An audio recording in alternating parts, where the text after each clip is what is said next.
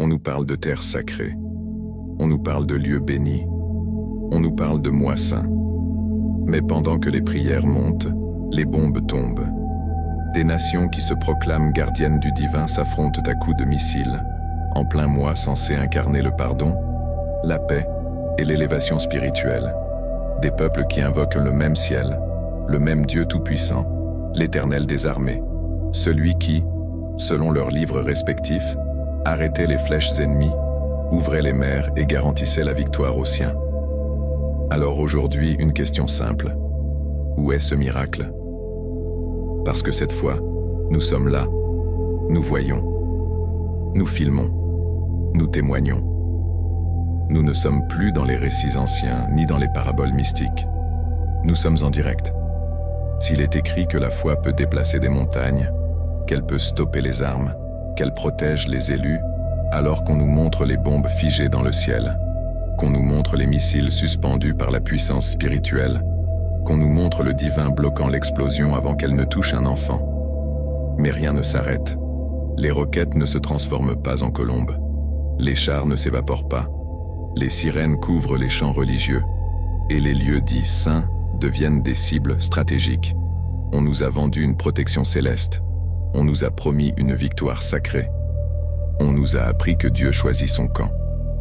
Pourtant, sur le terrain, ce sont toujours les mêmes qui paient. Les civils, les pauvres, les innocents. Ceux qui prient le plus fort sont souvent ceux qui enterrent le plus. Alors oui, il faut le dire, cette instrumentalisation du sacré ressemble trop souvent à une arnaque spirituelle et financière. Une mécanique bien huilée où la foi devient carburant politique, où la peur entretient les dons, où le mythe justifie la violence. On mobilise le divin pour mobiliser les foules. On invoque le ciel pour financer la guerre. On promet le paradis pendant qu'on fabrique l'enfer. Et après la guerre, on reconstruira des temples.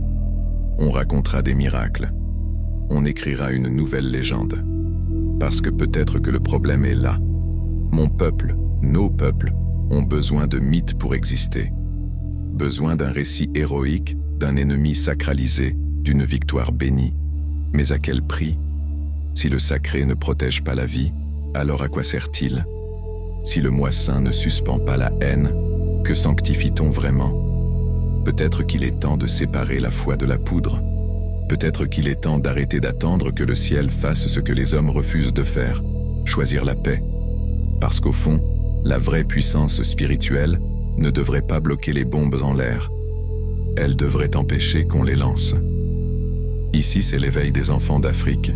Si tu as compris cette vérité, like et partage cette vidéo.